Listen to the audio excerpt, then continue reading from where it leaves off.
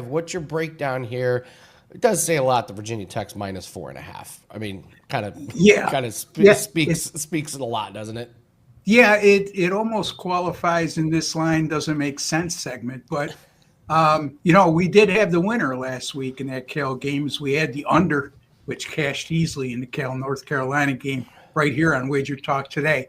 Anyway, yeah, Virginia Tech minus 4.5. You're looking at a Cal team that's 5-2 and not nearly as good as their record may indicate. In Virginia Tech, 2-5, but they're 1-5 against FBS opponents. And they're every bit as bad as the record indicates. So, look, I just can't pull the trigger on Virginia Tech. I normally would go contrarian in these types of situations, Andy, but I just can't trust a team to lay more than a field goal the way Virginia Tech has played this year.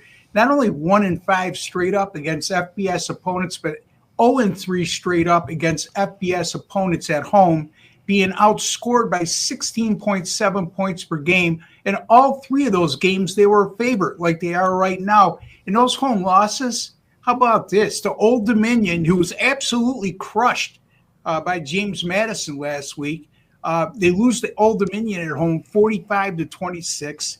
They lose to Vanderbilt, number 10 team in the country, nothing to be ashamed of there, but they were non-competitive, 44-20. And then they lose to a not very good Wake Forest team at home, 30-23. As a matter of fact, in those three home games against FBS opponents, their defense is allowing 39.7 points per game and 468 yards per contest. So a lot to be alarmed about when you look at inside the numbers when it applies to Virginia Tech.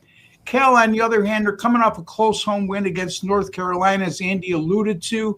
And then you look at two other wins they recorded against Boston College and Oregon State. Those two teams have combined to go 0-12 straight up against FBS opponents this year. The one feather in their cap, though, is I like the fact that they were very good in a 27-14 win against Minnesota, who's currently 5-2, and that includes 3-1 in the Big Ten competition. And they did so as a 3-point underdog. So they proved they could go and win in those types of situations on the road. Virginia Tech has definitely played a tougher schedule. And that's the reason why they're a 4.5-point favorite here. But think about this. Since last year, Virginia Tech 1-4 straight up in ATS is a home favorite of 7 or less. And again, folks, 0-3 straight up in ATS this year as a home favorite versus FBS competition. I am reluctantly, it's like pick the lesser of two evils here, Andy. I'll take Cal plus 4.5 at Virginia Tech. College football 2-1 Saturday, NFL 4-0 Sunday. Unfortunately, I lost the Monday night game, but it was a hell of a weekend for my Weekend Warrior subscribers. And in terms of win streaks, look, I'm on a 15-5 run in the NBA dating back to last year. Had a winner last night to start the season. I got an NBA point spread winner tonight in the New Orleans and Memphis game up right now. How about these streaks, Andy? 31-15 since September 11th. NFL and college football combined, 67% up, 42.58 units during that course of time. NFL since week 3, 12-5.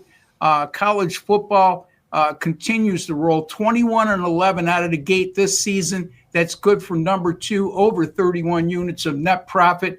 And since September 9th of 2023, my college football premium picks, 147-96, 61%, up 112.55 units. Andy, when the sample size is that big for that long a period of time, I would say it's not a fluke. You should say the same thing.